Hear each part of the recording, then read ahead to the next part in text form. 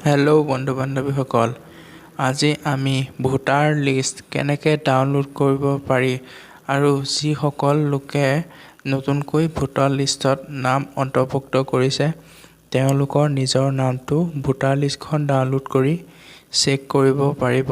লগতে আৰু নতুন যোনবিলাকে কাৰেকশ্যন কৰিছিল, কাৰেকশ্যন কৰা সকলো অতি সহজতে নিজৰ মোবাইলতে চাব পাৰিব।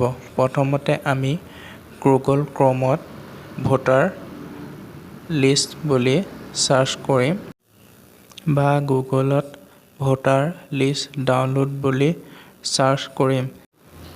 তাৰ পাছত অলপ কিটা লেটাৰ লিখাৰ পিছতে গোটেই হেৰিটো অট'মেটিক আহি যাব। আমি লিংকটো ক্লিক কৰিম। তাৰপিছত ফাৰ্ষ্ট লিংকটো PDF ইলেক্ট্ৰিক ৰুলছত ক্লিক কৰিম। তাৰপিছত PDF electric rule for the 2024 click কৰিম। তাৰপিছত পেজটো অলপ লোডিং হ'ব, ৱেইট কৰিম। তাৰপিছত ষ্টেটটো দিয়া থাকিব, ডিষ্ট্ৰিক্টটো চিলেক্ট কৰিম,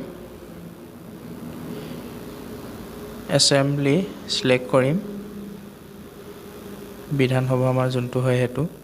তাৰপিছত লেংগুৱেজটো আছাম চিলেক্ট কৰিম, কেপচা কোডটো ফিলআপ কৰিম।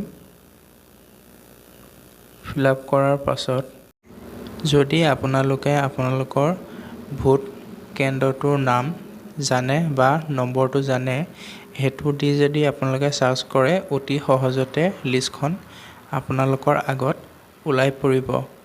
ওলাই পৰাৰ পিছত আপোনালোকে ড্ৰাফ্ট ৰুল 2024ত ক্লিক কৰিব। পেজটো অলপ লোডিং হ'ব। অলপ টাইম ৱেইট কৰাৰ পাছতে আপোনালোকৰ PDFটো ডাউনলোড হ'বলৈ ধৰিব। তাৰ পাছত ডাউনলোড হোৱা PDFটো আপোনালোকে ফাইল মেনেজাৰত গৈ চালে গোটেই লিষ্টখন এইদৰে ওলাই পৰিব। যদি এইদৰে আপোনালোকে সহজতে উলিয়াব পাৰিব। যদি ভিডিঅ'টো চাই ভাল পালে লাইক, কমেণ্ট এণ্ড শ্বেয়াৰ এটা কৰিব। Thank U.